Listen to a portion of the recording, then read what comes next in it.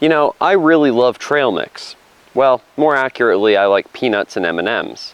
And instead of getting a bag of peanut M&Ms, I just get a bag of trail mix, like the wise consumer I am.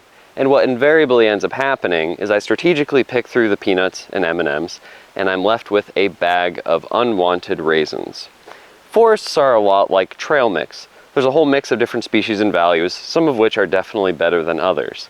When you're getting ready to harvest a parcel of timberland, it can be really tempting to just kind of pick through and take only the metaphorical M&Ms.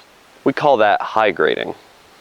High grading can absolutely be more profitable for both the logger and the landowner, but the long-term consequences can be catastrophic. After the first harvest, you're left with nothing else but a bag of raisins. Take this stand, for example. This stand is a history of high grading. All the high-value spruce and sugar maple has been removed, and all that we are left with is low-value diseased beech pulpwood. So essentially, this is the lowest value product from a very low-value species. Yes, the stand is still producing wood, but the timber that remains here is growing, well, for lack of a better term, shit. Even from a wildlife perspective, this diseased beech is of pretty much no value. Under normal circumstances, American beech can be a great producer of mast, but when it's diseased, it doesn't really produce much. And there are not many animals that will feed on the leaves, except for maybe some insects.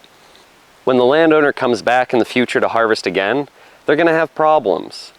Even if they can find a logger to buy the timber, and that's if, they're not going to make much of a profit.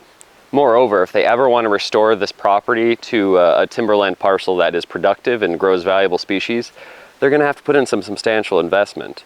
As it is, I think the only thing you can really do with this parcel is to clear cut it and maybe plant it, or do broadcast spray of some herbicide like glyphosate to be able to promote some herbicide resistant species like sugar maple. Either way, it's going to be a very long time before this parcel is productive again and profitable. Essentially, this stand has been ruined by irresponsible logging practices. And this can happen either intentionally or unintentionally. Many landowners think they're doing the right thing by not totally clear cutting their land, but all they're really doing is just high grading the property. You can ruin a forest either way. The difference between forestry and logging, between timber sales and timber investment, is your outlook of the future.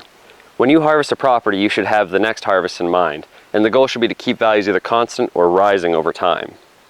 To do that, you have to ensure that high-value future growing stock is retained to grow and produce value into the future. And alongside removing some of the mature high-grade material, you have to remove some of the lower-grade stuff as well. Maybe even exclusively if you're doing something like a thinning or an improvement cut. The best way to avoid high grading, of course, is to work with a qualified forester who understands the forest products industry and the dynamics of forest growth, and can work to ensure that your parcel of timberland stays productive for years to come. But if you're logging the land yourself, you're doing some small-scale harvesting, then it's your responsibility to learn some sound forest management techniques and understand forest products and what the low-grade material is and what the high-grade is. And hopefully I can help you with that. Like and subscribe for more content, and visit my website where hopefully you can find more materials that can help you in that quest. That's all for now, because while filming this, I've probably lost about a pound of blood from these horrible mosquitoes that are swarming all over me. So until next time,